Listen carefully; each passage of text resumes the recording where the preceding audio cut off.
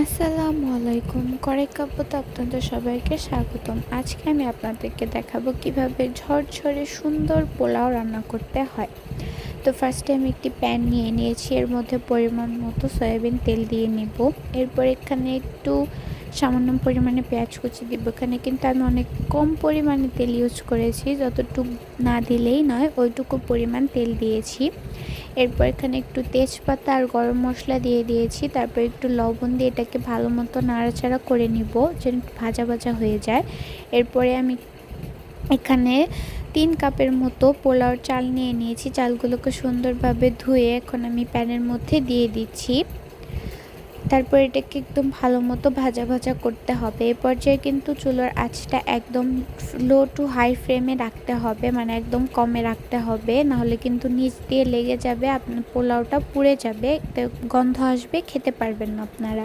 এর জন্য এই পর্যায়ে চুলার জালটা একদম লো ফ্লেমে রাখতে হবে।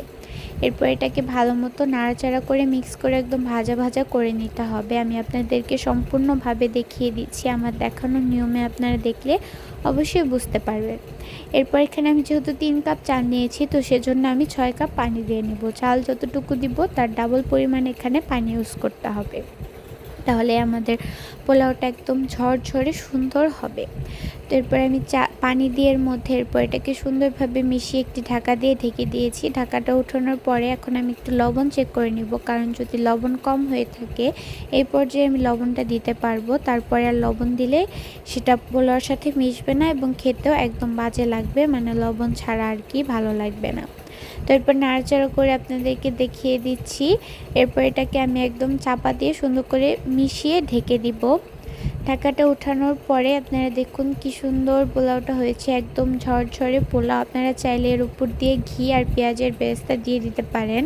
আমার কাছে ঘিয়ের স্মেলটাও তো একটা ভালো লাগে না, এর জন্য দিও না, আর পেঁয়াজের বেরেস্তাও দিইনি, বাট এই দুটো দিলে ভালো লাগে। আপনারা আপনাদের স্বাদ অনুযায়ী, টেস্ট অনুযায়ী দিয়ে নিন। আপনাদের যাদের কাছে পেঁয়াজের বেরেস্তা বা ঘি পছন্দ তারা দিতে পারেন, উপর দিয়ে দিলে আর কি এটা খেতে অনেক বেশি মজা লাগে, বাট আমার কাছে ঘিয়ের স্মেলটা ভালো লাগে না, এর জন্য আমি দিইনি।